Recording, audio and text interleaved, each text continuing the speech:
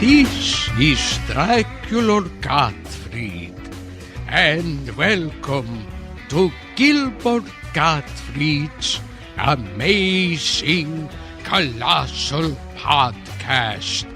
Halloween episodes, Part 1 and Part 2. First up, we talk to the daughter of the legendary Vincent Price, VictoriaPrice. We talk about everything from Dr. Phibes to The Invisible Man Returns to my favorite, The Tingler.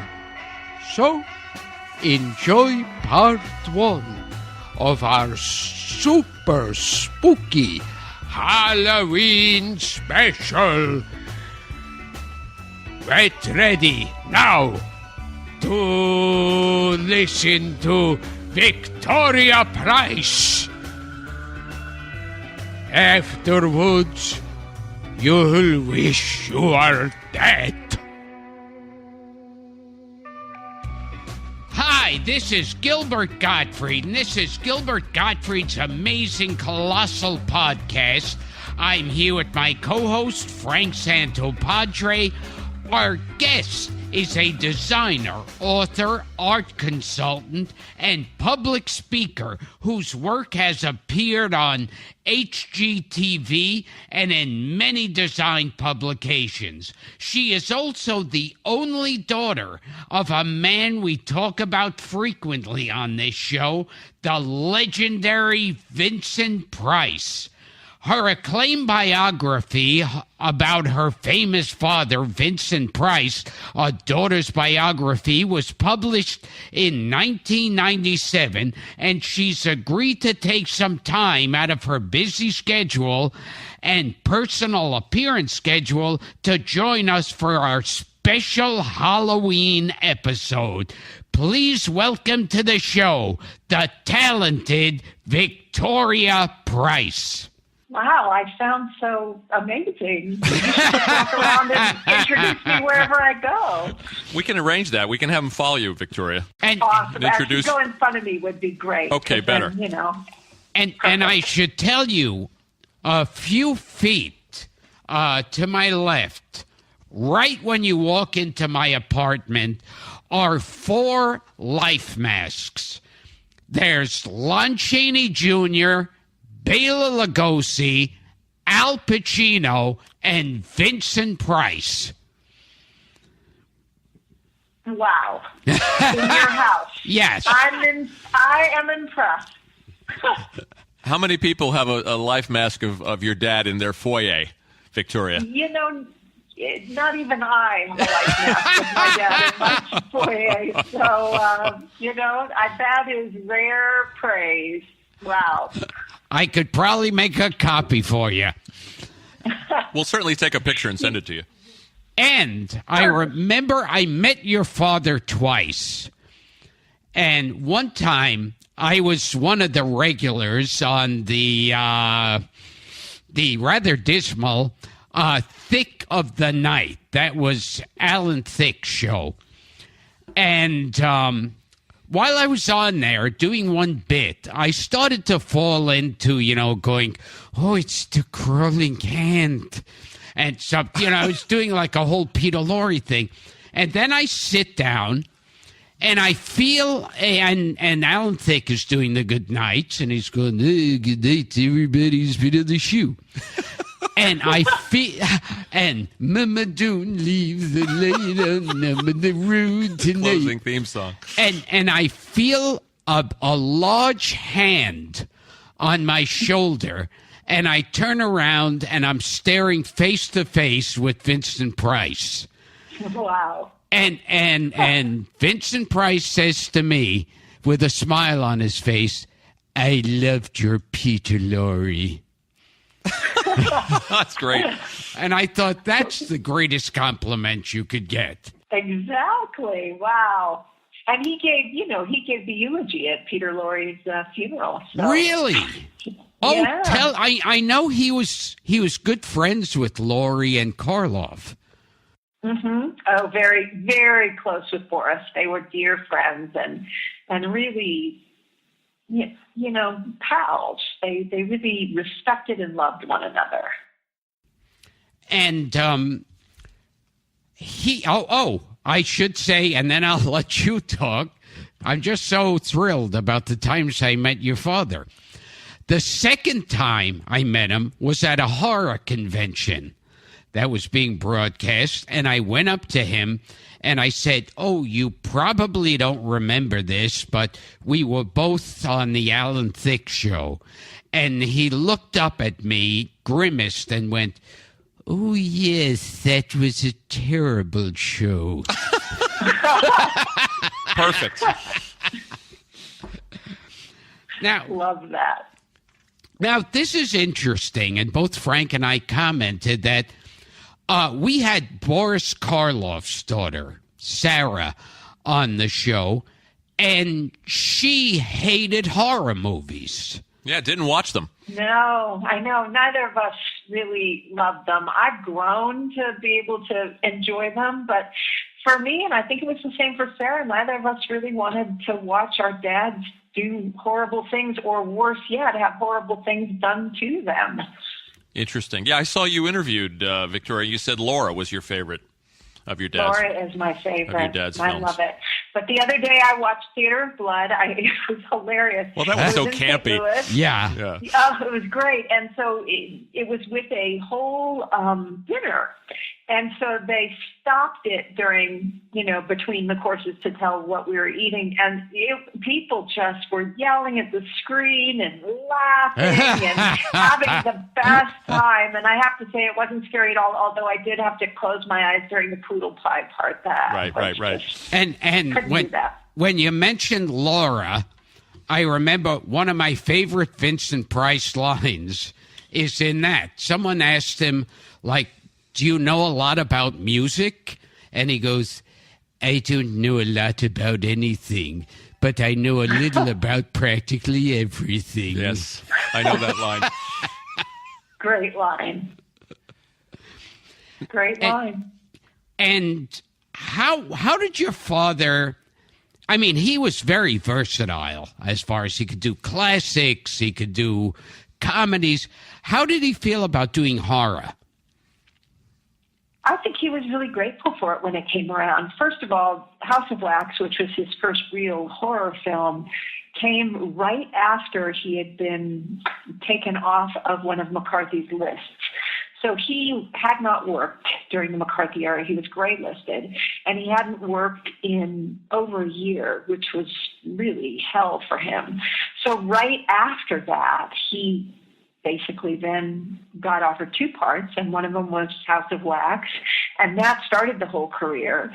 And if you think about it, that was during the 50s, and the actors who were working during the 50s were people like Brando and Dean, of course, and they weren't classically trained, actors with beautiful voices and great elocution. And so for my dad to have this new career and to reinvent himself completely in the 50s and 60s, he was completely grateful. Yeah. I think. And how did he get off the list?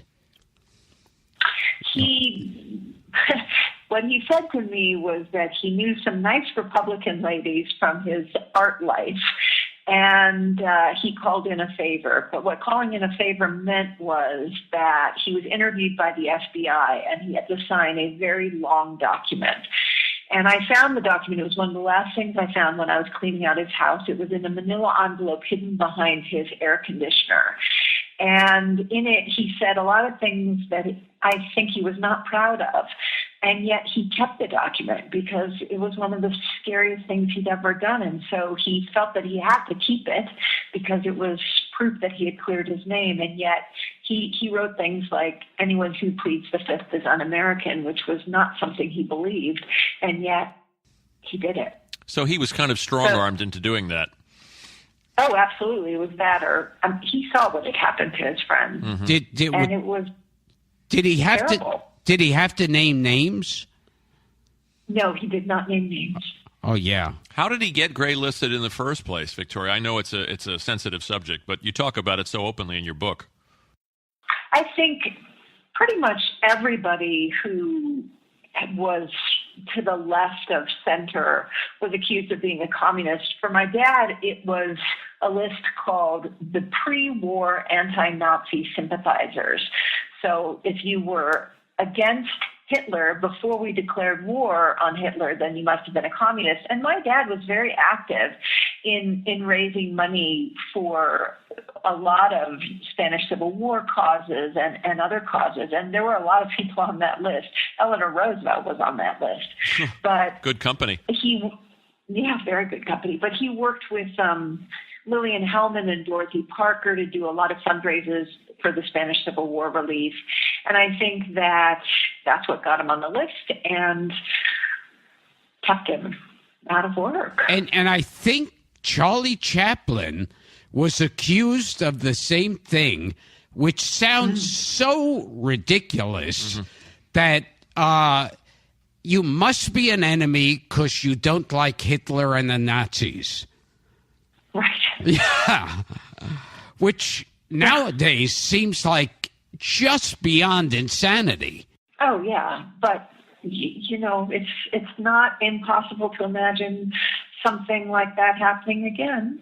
Oh, yeah. You talk about playing villains, Victoria, in the Turning Point, House of Wax. But even before then, he played some heavies in Dragon Wick.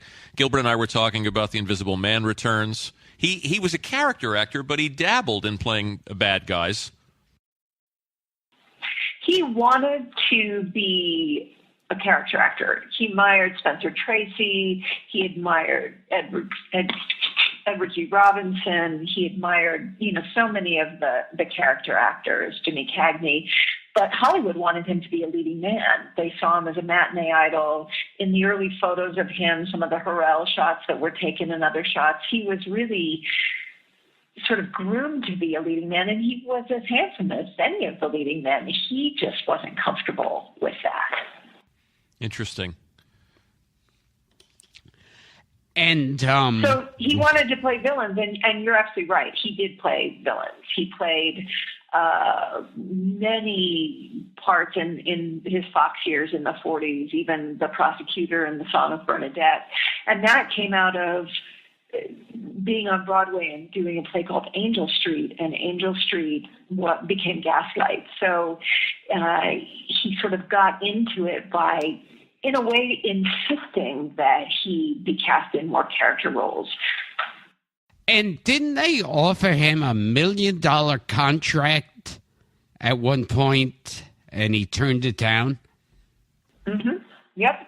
They offered him at the beginning of his career, right during the Depression, $1 million movie contract. And he was the one who had the courage and the humility to talk to his co-star, Helen Hayes, who was, of course, the first lady of the American theater and incredibly famous. And he asked her advice. And she was the one who suggested to him that he turn it down because she felt that he hadn't learned enough. He didn't know enough to be able to really have a long career if he didn't really learn his craft. And so that's what he did. What was Angel Street the show where he was supposedly so convincing in the murderer role that audiences hissed at him? Oh yeah, and he loved that. Loved that they hissed at him. Now, in the movie The Fly, which is one of my favorites, he's sitting with another actor at the end, and I forget that actor's name. Herbert Marshall. Herbert Marshall. Herbert Marshall, yes. So one leg. There's a scene at the end. Vincent Price and Herbert Marshall are there on a park bench, and they killed the large half-man, half-fly, but they never found the other one that was mainly a fly. Right. And at the end of the movie, there's a spider web, and caught in the spider web is a half man, half fly going help me, help me. Oh, it's iconic. And Herbert Marshall. Herbert Marshall, yeah. Yeah. Vincent Price said in an interview that he and Herbert Marshall could not keep a straight face. Oh, no, they were in hysterics. And if you look at it, if you look at the clip, you can see they're barely holding it together. and yet as a kid, as a kid and well into my 20s and 30s, that is a terrifying scene. Yeah. It's scary. But I remember... Oh, yeah. Yeah. I remember him saying in an interview that they ruined so many takes because they were just like doubled over. Completely doubled over. Exactly. You mentioned too, Gilbert, you were talking about how he was good in comedies, and I found it interesting in my research, Victoria, that he loved Champagne for Caesar, which is a movie we've talked about. Yes. Loved Champagne. Very He wish he'd been given more comedies. And if you think about it, even His Kind of Woman, another one. Where he was hilarious. I mean, so over the top, and loved doing that. I remember an episode of the Jack Benny Show where Jack Benny and Vincent Price are both in competition to be the romantic lead in an Irene Dunn movie. That's funny. Oh, yes. Talking about, oh, God, that was hilarious. And the whole better, best thing. Yes. That was brilliant. Love that. Yeah, because he said, may the best man win. And he goes, it's may the better man win. Yes. I like it. And he goes, I know that. I went to Waukegan High School and majored in English. Did you know Jack Benny at all? I never met him, no, but a little interesting piece of history. Prior to Jack Benny, probably the most famous resident of Waukegan was Vincent Price, my great-grandfather who invented baking powder. He had a huge mansion in Waukegan and is still sort of part of the lore of Waukegan. So there was a lovely little tie-in between Jack Benny and my dad, but I never got to meet him. Wish I had. Interesting. And we were talking before, a little trivia note, that your great-grandfather invented baking powder, or maybe one of the first commercially sold baking powders. He invented baking powder. Oh, he invented it straight up. Mm-hmm. That's fun trivia. I know. We're full of fun trivia here in the Price family. And here's another one that I remember. It was shocking to me. It was in your book. And I think when your father growing up was actually anti-Semitic and pro-Nazi. Yeah. Because he came from St. Louis, very German, and really what I looked up and found, because I was shocked by it, was that was really the norm among sort of upper middle class, well-educated Americans. And let's face it, Roosevelt himself turned away boatloads of Jewish refugees before we declared absolutely war. Right.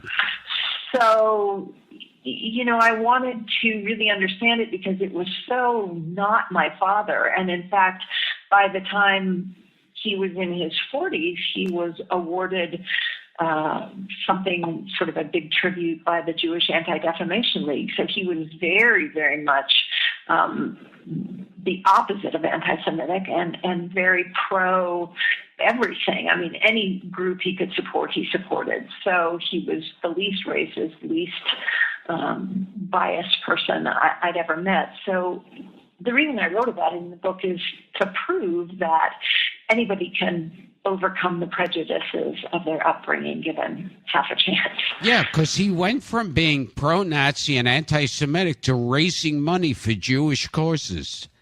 Exactly. And had countless Jewish friends and African-American friends. He was absolutely not at all anti-Semitic or racist or anything. But as a young man, of course, he was exposed to what he was exposed to, and that was what he learned. It was probably what was happening growing up in the Midwest and a conservative town at that time.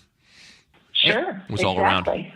And he wound up being friends with Peter Lorre, who was Laszlo Lowenstein. Right. Well, he had, many of his best friends were Jewish. Most of his best friends were Jewish. And Edward G. Robinson. Oh, yes. Right.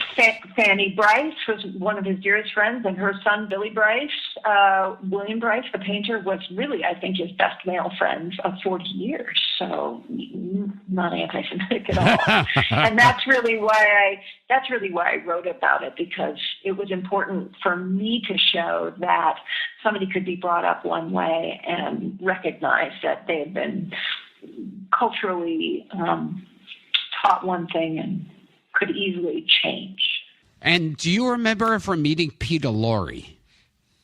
No, never met Peter Lorre, because I think he died in '66, so I was little. And you visited some of your dad's film sets, didn't you, Victoria? I did, and certainly the ones as I got older, like Theater of Blood, and those I visited. Oh, did you get to? Did you visit any of the Fibes film sets? I did, and of course my dad was great friends with Joe Cotton from the Mercury Theater days. Right, so one of the things I remember really well was going to dinner at Joe Cotton's house, and what a lovely man he was in London. Tell us about the Mercury Theater, all the people who are in that. Yeah, amazing group of people. So one of the cool connections is that my grandfather, so my dad's dad, also named Vincent Price, went to high school in Wisconsin, and one of his closest friends in high school was a kid named Richard Wells, who was Orson Welles' dad.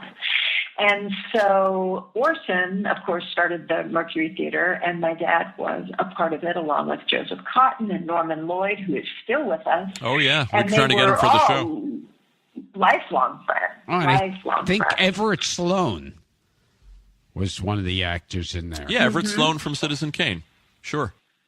And most of the people that Wells would use in his movies were people that he got from when he knew during the Mercury Agnes Theater Moorehead days. Yeah. Oh, yeah. And John Houseman, absolutely. too, I think, was involved with the Mercury Theater. Was he not? Oh, yeah, John Houseman, absolutely. And one really quick and probably the easiest 5 minutes of work your father ever did was, but still makes me laugh, is the very ending of Abbott and Costello Meet Frankenstein. Yeah. A cigarette appears out of nowhere. After they think they've killed off all the monsters, the Wolfman, Frankenstein, and they're Dracula, in the rowboat, right? And a cigarette lights up in midair and goes, "Oh, I was hoping to join in. I'm the Invisible Man." I know. And hilarious, right? He was a good Invisible Man in The Invisible Man Returns. He was an awesome, with that voice, why not, right? Yeah, I mean, you think about, House of Wax being a turning point for him playing heavies, but as I said before, he's in Tower of London, he's in The Invisible Man Returns, he's got that little part in Abbott and Costello Meet Frankenstein. Yeah. So even though you're seeing these character roles, every couple of films he's also playing a villain. Dragonwyck, of course, which I love. Which was one of his favorites. Yeah, he's wonderful in that. Yeah. And then, of course, I guess, as you were saying before, by 1953, by the time House of Wax comes out, the conversion is complete because he's so damn good in that film. Oh, he's amazing. But I think one of the reasons he's so good in that film is that if you think about the storyline from the point of view of somebody just having come out of not working and being gray-listed, it's the story of a man whose entire life work is destroyed. And he exacts his revenge. So I think it was something that my dad could sink his chops into. Well, interesting timing. He's just, I no matter how many times I see that film, he's so unsettling. With a young Charles Bronson. Oh, yes. Charles Buczynski. Yes. Mm-hmm. And, and at the end of it, I think it's the end, he holds up a wax Charles Bronson head and points his arm out to the camera, right, to make it look like Charles Bronson's severed head is jumping out at you. I know. Martin Scorsese still calls it the best American film in 3D. And, my dad really felt that the reason it was so good for a 3D film, because a lot of the 3D films of that period were schlocky, was because the director only had one eye. Yeah, we were talking yes. about Andre Dutoff. Yeah, Andre Dutoff. He couldn't see in 3D. How did he know any of it was working? I think people just said, throw something in, so he did. If you think about it, it's not really focused on that. Whereas a lot of the other 3D movies were gimmicky. Yeah, like Buona Devil and some of that those was the first one. Knockoffs that were coming out. He's just terrifying in that film. And I've recommended, and I love this film, and it's undeniably silly, but works and is so much fun, and that's The Tingler. Oh, yeah, that's a great one. It's so much fun. Because what I remember is he was friends with William Castle. Yeah. And William Castle was one of these real showmen. Yeah, he's come up on the show. Yeah, he'd have a gimmick for each picture to get the suckers in. And for The Tingler, certain seats were wired with a buzzer. Percepto. Yes, yeah, that's right. That's what it was called. Percepto. Yeah. Exactly. And so in the movie, the Tingler gets loose in a movie theater, giving Vincent Price the excuse to scream, both to the people in the movie and the people watching the movie, scream, scream for your lives. The Tingler is loose in the theater. Scream. How do you like Gilbert's impression, Victoria? It's awesome. It's impressive. Practically feel like I'm on the phone with my father. And when they're all screaming and Vincent Price is yelling for them to scream more, then finally they catch the Tingler and Vincent Price very calmly goes, "The movie will be starting again soon."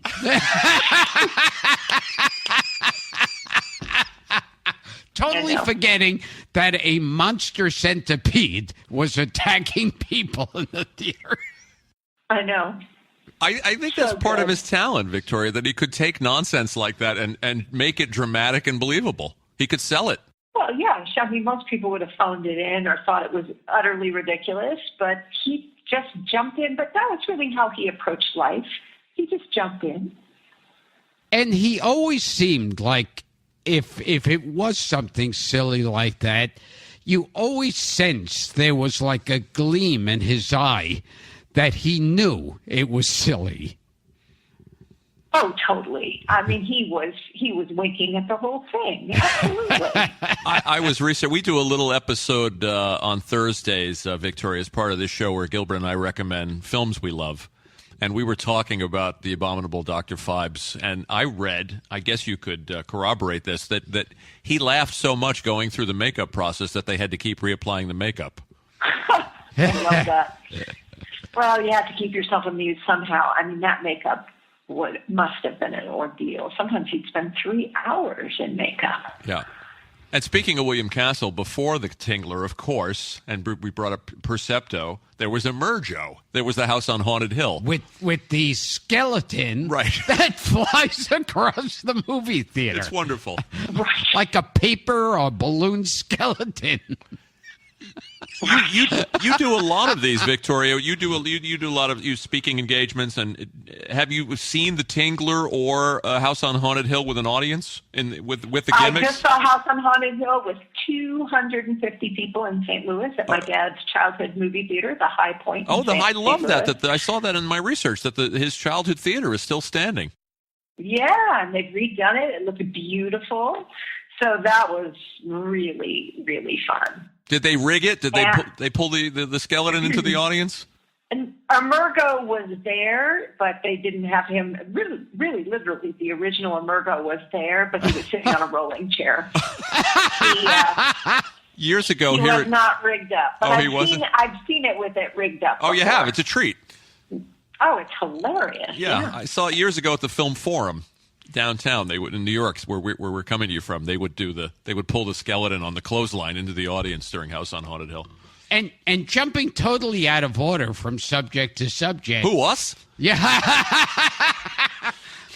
I think I read that one of the Jewish charity groups named Vincent Price like their honorary Jewish member. Yeah.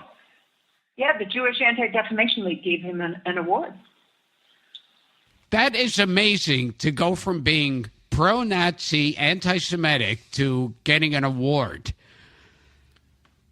Yeah, that's running the gamut. Totally. Let's talk about the Poe films, Victoria. Oh, yes. I mean, the Castle films is an interesting period of his career, and so was the Poe and AIP and Roger Corman. I think that was a great collaboration for my dad. He loved working with Roger. Roger put together amazing casts. Yeah. And he got it done really well. We all know what Roger did for a lot of young directors and young actors. And I think he and my dad, it was one of those great partnerships for them both. Yeah, we had Roger Corman on the podcast, and he was hysterical. Funny man. Yeah, he's totally open about the fact that he'll do anything to save a penny. Yeah.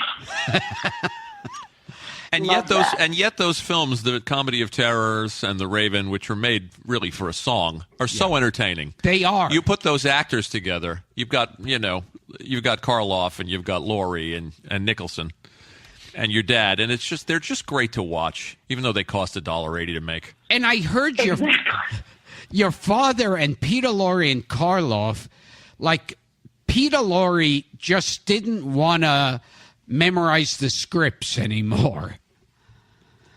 And that he couldn't be bothered. And he came out of that whole, German expressionist improv school. So he kind of just made it up as he went along.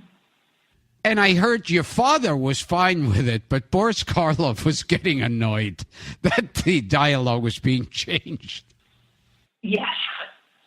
Yeah, the rumor is that your dad found himself in the position of go-between between Karloff, who had a certain kind of acting style, and Laurie, who had improvisational acting style. Is that true? Oh, yeah. He completely mediated between both of them. And your dad was an Anglophile, right? I mean, so he liked this stuff to begin with. Oh, yeah. And he loved being associated with Poe. Who wouldn't?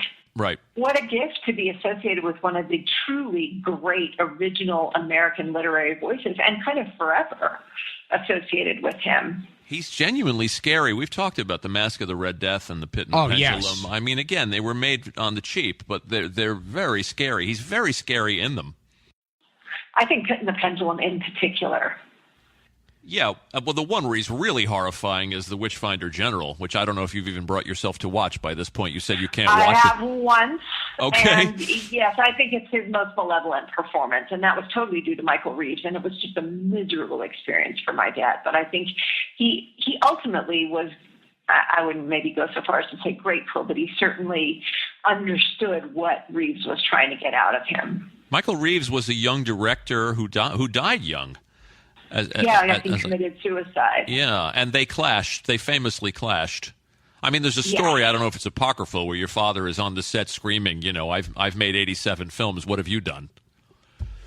I don't think he was very happy. That's for sure. And yet again, a great performance in a movie that just is very unsettling. Brutal, that movie. They changed the name, I think, to The Conqueror Worm. Oh, yes. They released so they could tie it in with the whole Poe thing, yeah. Right. Which didn't fool anyone. He's never been as dark on screen as he was in that movie. And talk about that was easily his most malevolent performance for sure. Did it bother him? Did the role stay with him? I mean, aside from the problems he had with the director, in my research, I was reading something about how he didn't like when the AIP films got a little more gory. It wasn't so much I mean, I think the AIP films, yes, but it was really the slasher films in general. And he really felt, and I think he's right, that what we can imagine is way more terrifying, always, than what we see. And it's one of the reasons why we're so terrified of hearing about plane crashes, because what we can imagine happening in a plane, that's why everyone wants a camera instead of leaving it up to their vivid imagination. That's why the news jumps all over that. They don't jump all over other things that we can see, like train crashes in the same way. And I think it really proves, and you said the same thing about sex scenes. When the code was still there, you had to imagine what happened after the kiss, and that was way sexier than watching it happen. I myself like to see gratuitous sex scenes. So that shocks me. So this is where your father and I disagree. But I mean, it's very it's been talked about a lot in the movie Jaws. The shark wasn't working properly, and it looked bad on camera. So Spielberg was forced to hide the shark, and it became really the fear of the water. Yes, exactly. And it worked for people. I have a friend, I went with her to the Keys, and we swam in a lake on the Keys that was easily a mile from the ocean, and she wouldn't get in the water. It was like, a Saturday Night Live episode, Land Shark. How did she think the shark was going to get there? She wouldn't get in the water. What a lot of people probably know your father from, without even knowing your father, would be that long introduction that he does in the music video Thriller with Michael Jackson. Sure. I mean, what an incredible thing for him to get to do, to be associated with that. I think it was a real gift for him. But his last film, that was Edward Scissorhands. His last feature, that he acted in. Now, yeah. I mean, obviously, the casting is perfect. Vincent Price as a Mad Doctor is like, that's a shoo-in. That's a no-brainer.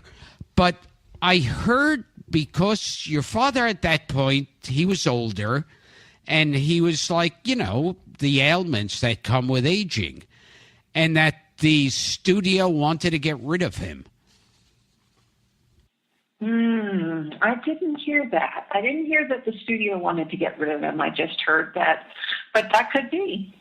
Well, I know they cut his part down significantly because of his health. Yeah. It was difficult for him. He had Parkinson's, and he was, emphysema. He was struggling. And yet it's a kind of a nice swan song. That film. It's an incredible swan song. I think Tim gave him an incredible gift, introducing him to a new generation, writing a part for him that captured so many sides of my dad, all of his sweetness, his whimsy, his love of poetry. I think it's a wonderful, wonderful part. And Vincent, too, for those of our listeners that haven't seen it, the Burton short from a few years earlier. Oh, yes. Which is where he narrates. It's also wonderful. We talked about Theater of Blood, and I have to hear your experiences or your memories from being on the set of Theater of Blood. Or was it the first Phibes film? Was it Dr. Phibes Rises Again?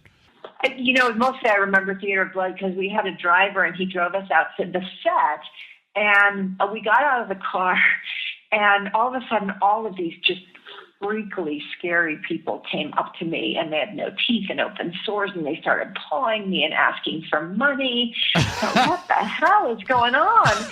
And then my dad swept out of this old warehouse and said, "That's my daughter. Leave her alone, you horrible people." And that was all I heard of it. And it wasn't until I saw the movie years later that I realized that they were the cast, and he put them up to this. He thought that was hilarious. The two Phibes movies are so bizarre. I mean, they're black comedies. So is Theater of Blood. Oh, Oh, yeah. yes. Really. I mean, we talked about his gift for comedy. I mean, I watched, I haven't seen Dr. Phibes Rises Again in a few years, but I watched the original a couple of weeks ago because I recommended it on one of the episodes that Gilbert and I do. One of the strangest films ever made. Oh, my God. And I've now seen it. I'm doing a tour with Alamo Draft House where we're doing dinner and a movie, and Dr. Phibes is what they're showing. And so I've seen it quite a few times now. And who is Molnavia? Who the hell is she? Is she dead? Is she alive? Yo, the weird assistant. I've now seen it, and I'm just stumped. I have not a clue. But why is he playing the organ? It's like, what is Well, that I got. He was an organist. Oh, he was an That's all good. organist, An too. Yeah, He was he was an right. organist, so that's good. But who the hell is she? It's very strange. And that animatronic band. Oh, yeah.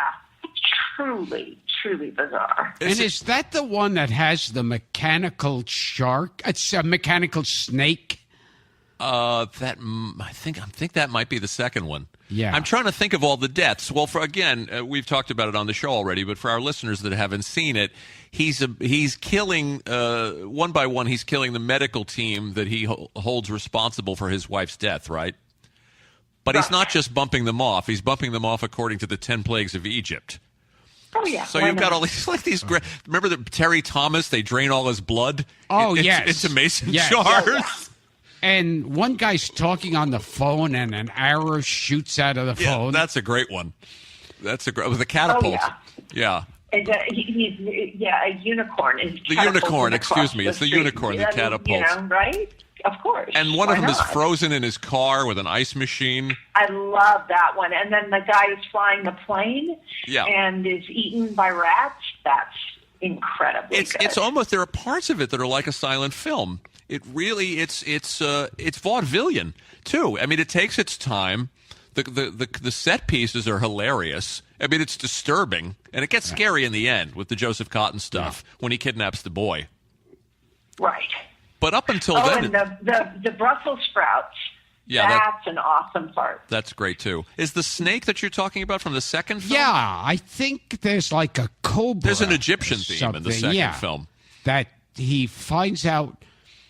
He smashes one because it turns out to be a mechanical one. And then the second one he's not scared of, and that's an actual cobra. Right. And it's odd, too. You were talking about the assistant. You know, he's so in love with his wife. So who is this woman? Who is this strange? Exactly. Who the hell is she? She's very otherworldly. But it is such a funny film. I mean, it's a disturbing film, but so original. And now I have to play tabloid reporter, as always. In your book, you said that there were rumors of your father's, like, bisexuality. Mm-hmm. So what was going on, and what did you find out there? At the time, I really didn't find out anything, but 20 years have passed, so there's been more information that's come through for me. But I think really what I found out overall is that my father was probably bisexual, but really most importantly, he loved people. And so his friendships were probably vastly more important to him than his sexual relationships. And he had very close friendships with men that he told me he felt that his wives never understood his need to have close friendships with men. And they were, I think, a very important part of his life. And aside from Peter Lorre and Boris Karloff, wasn't he also friends with two other horror greats, Christopher Lee and Peter Cushing? Oh, yeah. He and Chris were great friends, shared the exact same birthday, May 27th. Oh, yes. And Peter's birthday was the day before, May 26th. So they would often celebrate together. Yeah, he was very, very fortunate in his friendships, but I think he was also an incredible friend. And I don't know if Christopher Lee ever did this with your father. I know he would do it with Peter Cushing. he would call him up and imitate like these Warner Brothers cartoon characters. Oh, no, never heard that. That's hilarious. That's funny. There's a great clip of Christopher Lee on I guess it's the British version of This Is Your Life online, Victoria, that I'm sure you've seen, where your dad shows up. Mm-hmm. Probably flies halfway around the globe to get there. And Christopher Lee looks genuinely happy and surprised to see him. Yeah. No, they were really dear friends, and I think shared a lot in common. Both very erudite men, very interested in much more than just acting. It's interesting, too, about his sexuality. I mean, he married 3 times, but I found it interesting that you were so frank about it in the book. I felt that I had to be because so many people asked me, mm-hmm. and I didn't want to seem like I was shirking anything, but it was really Roddy McDowall who helped me with it, because he said to me, we don't know what sexuality meant to your dad, and if we don't know that, then it's very hard to say what or who he was. And that's really why I got to the fact that, to me, what was most important was his deep connections with people and his complete lack of judgment. And that was really why I felt like I had to address it. Yeah, it was kind of brave of you to do it. I mean, a lot of biographies that are written by children are, whitewashes of their parents' lives. I think there was a time in his life where he wished he could possibly have been a different person toward the end of his life. And he alluded to that to me with a sense of regret. And I never knew what that meant, whether that was about his sexuality, whether that was about maybe taking different kinds of roles. I wasn't ever really clear on that. But I felt that he wanted to be remembered for who he was. He wanted to be remembered for all of his complexity. And that, I think, was the bottom line for me, not wanting to avoid that. And he was complex. I mean, he was a Renaissance man. Gilbert and I were setting up for the interview, and I was telling him about how, if I have this right, your dad made his first art purchase at the age of 11? Mm-hmm. He bought a first-stage Rembrandt etching when he was 12. It took him 3 years of his allowance to pay it off. So it was. I love that. How much did it cost? $37.50. But in the 1920s, that was not cheap. It was a fortune. Wasn't what it would wow. cost now. Yeah. But he, paid it off, and he also was as well known as an art expert during his life. He bought 20,000 pieces of art for Sears that he sold. You could buy a Picasso on your Sears credit card. And that was very much because he was a populist, and he really felt that it was important that everybody have access to art, that people not regard art as the province of the elite. So that, I think, was very important to him. He was also as famous during his lifetime for his cooking, and that's a big part of why I'm out on the road now, because he wrote a cookbook that Saveur magazine named one of the 100 most important culinary events of the 20th century. And it was really, again, sort of this populist endeavor. He went all over the world collecting recipes, collecting experiences, brought them home. He and my mom would bring home design elements. They would recreate these experiences for their friends. And this cookbook has become the 8th most popular out-of-print book of any kind, not just cookbooks. And it was so popular that a publisher approached us about doing a 50th anniversary edition. But he really was the original American foodie.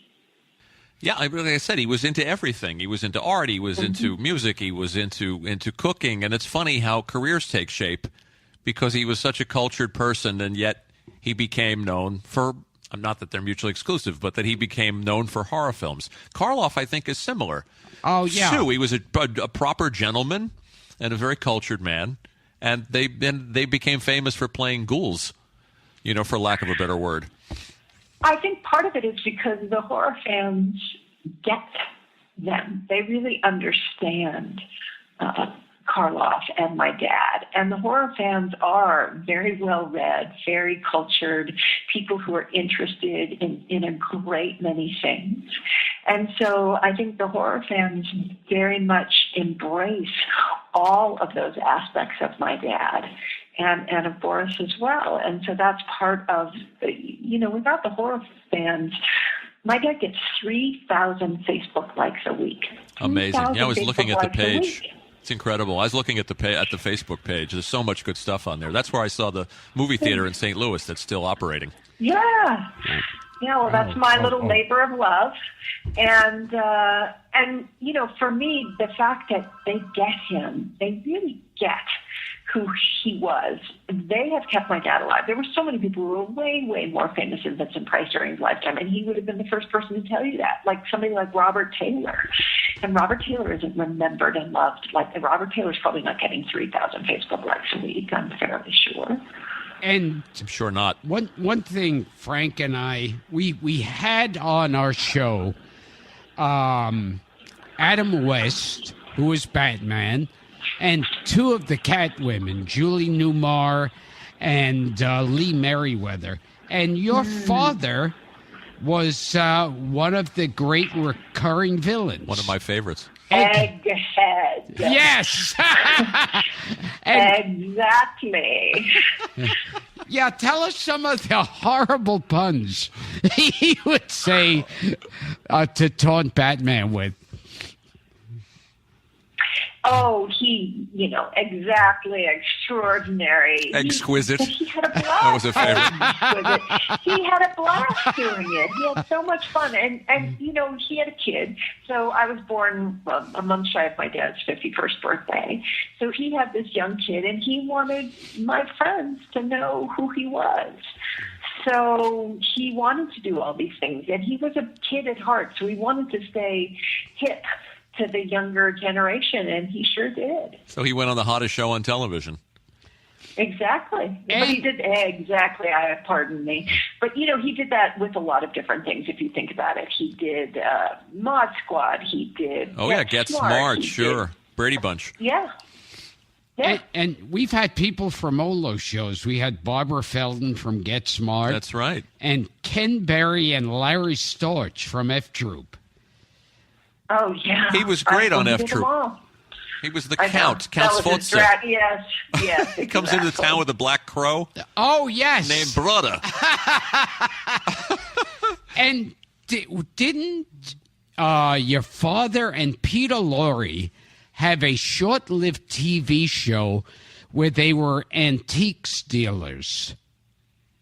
Oh, my God, I had no idea. Wow, you've stumped me. Really? Yeah, I think they were running an antique store, and I guess each antique that they pick out would be like the center of the story. Oh, wow. I had no idea. I don't remember this show. Okay, we've got a challenge for our listeners. Another thing is, I remember when you watch those movies with Jack Nicholson, it's so funny because if you would have said to anyone back then, this Jack Nicholson is going to be a major respected superstar, I think you would have laughed in their face. Oh, my dad and all of them would have laughed. Absolutely.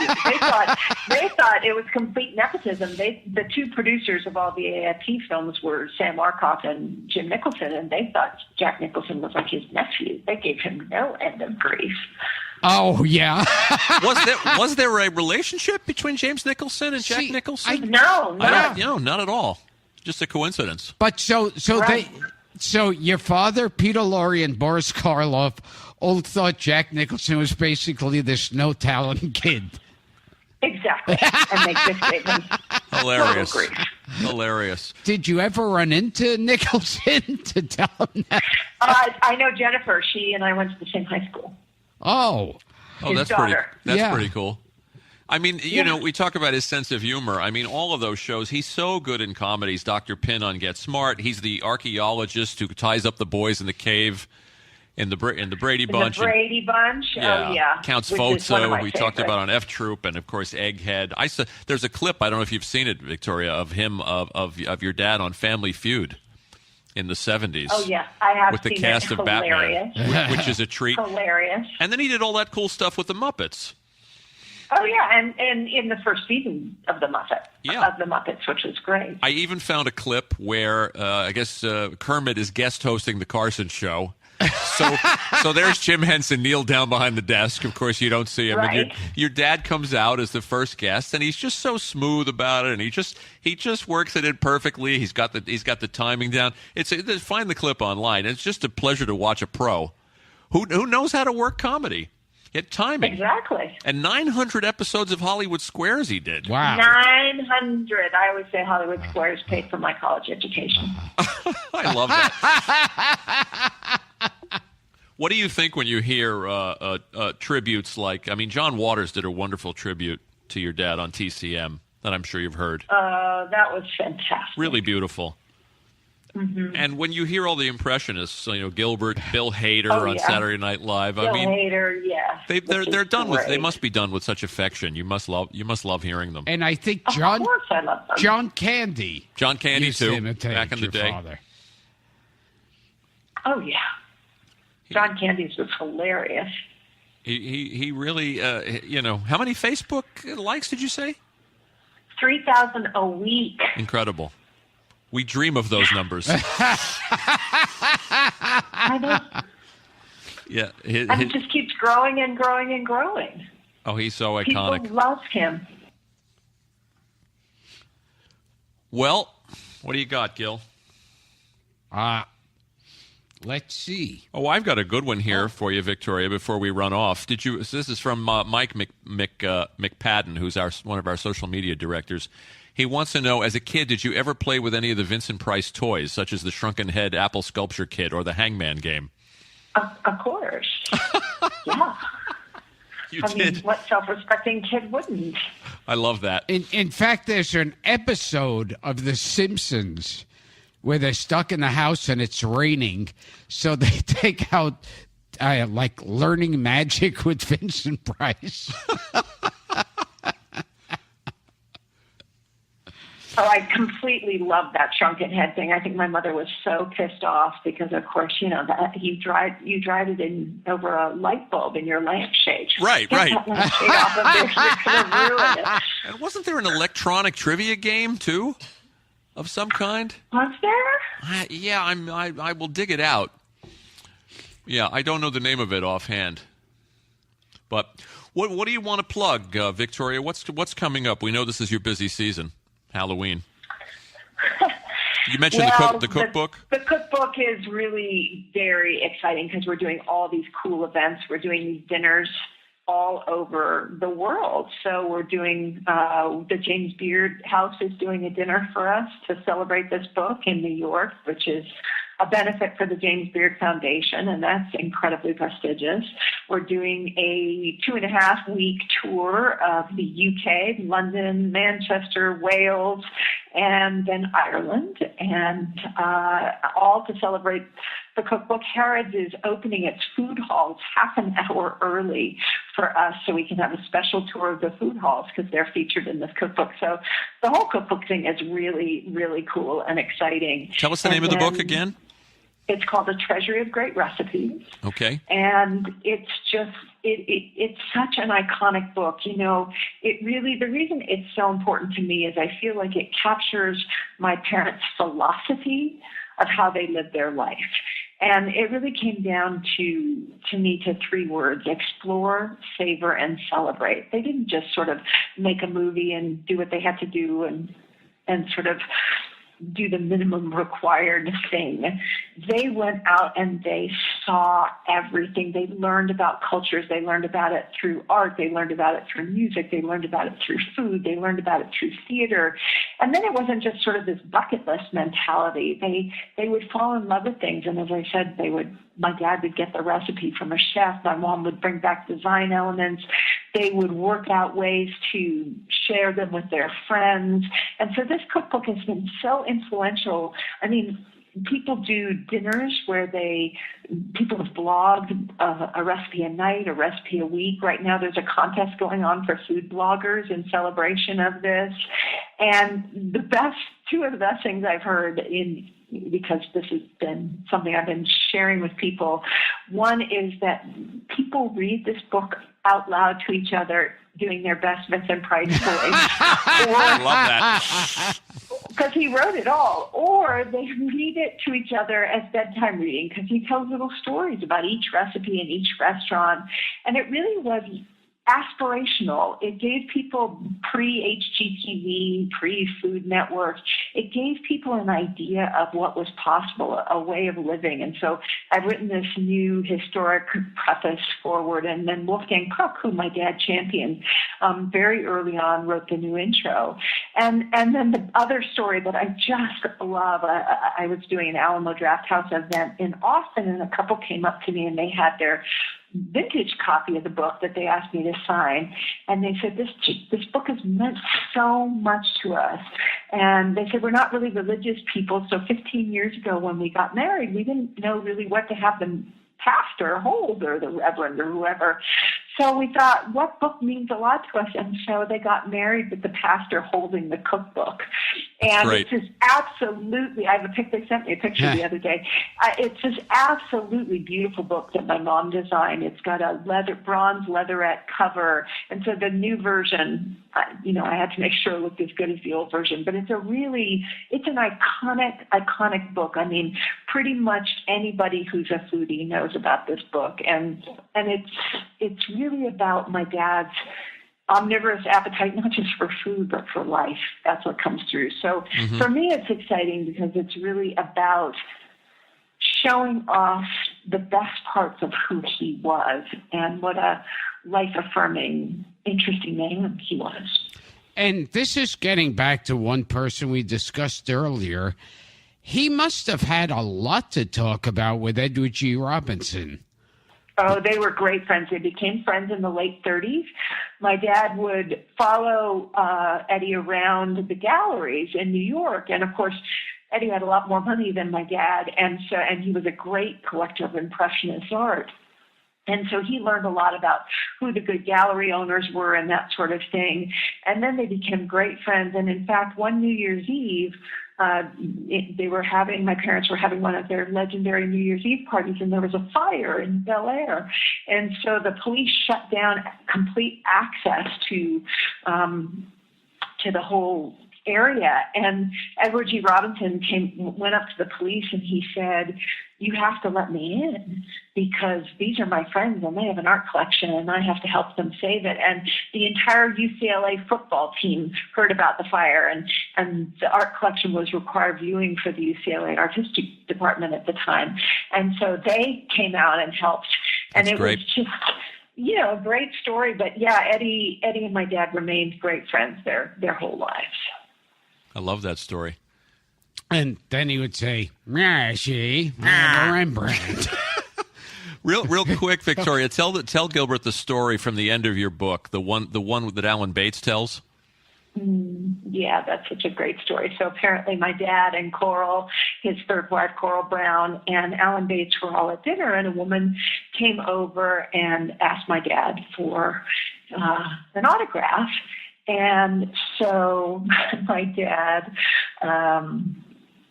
signed something, and Alan Bates happened to see what he had signed. And when the woman left, Alan Bates said to my dad, "Vincent, you're out of your mind. Why did you sign Dolores Del Rio? That woman's going to come over and pour soup over our head." And my dad said, "Well, before she died, Dolores said, never let him forget me. So now I always sign Dolores Del Rio." I love that. I love that. Okay, now I'm going to have to wrap up the show with a quote from the revered film critic Leonard Maltin. Leonard Maltin said, "Other actors may have made better movies, but few lived better lives or touched so many people with their warmth and gentility." And he said that about your father, the great Vincent Price. I've had a very fortunate life. I have met my life, and I don't think I've ever met anyone who was as interesting, as consistently kind, as curious, and who managed to always find a way to say yes every day to life as my dad. And, if you had told me when I was a teenager in my early 20s that I'd be in my 50s going around talking about my dad, I think I might have shot myself. And now I am so grateful. I'm so grateful that I have the good fortune of knowing somebody, being the child of somebody as extraordinary as my dad. Oh, that's so nice and sweet. Well, So we're grateful. We grew up on him. And as I'm sitting here at Gilbert's dining room table, I'm looking across the room and I see the life mask of your dad staring at me from the wall. So obviously, my co-host, he meant something to you as well. Yeah. He's there with all the other horror greats. Yeah. Cheney Jr., Bela Lugosi, and of course Al Pacino. And of course Al Pacino. Who was so great in The Hunchback of Notre Dame. I love that. That's hilarious. So, ladies and gentlemen, I'm Gilbert Gottfried. This has been Gilbert Gottfried's amazing Colossal podcast with my co-host Frank Santopadre, and we have been talking to the very gracious and lovely VictoriaPrice about her father, the great actor Vincent Price. Thanks, Victoria. Thank you for having me on the show. It's been a real, real pleasure. Can we Thank have you. Gilbert take you out with a little bit of the Tingler? Oh, yes. yeah. Run for your lives. The Tingler is loose in the theater. Everyone scream for your lives. The Tingler is loose in the theater. Scream for your lives. The movie will resume shortly. Victoria, this was a treat. Thank you so much. Thank you for coming on the show. Thank you guys so much. It was a blast. We'll see you when you're in New York, okay? I look forward to it. Bye-bye. Happy Halloween. Take care. Same to you.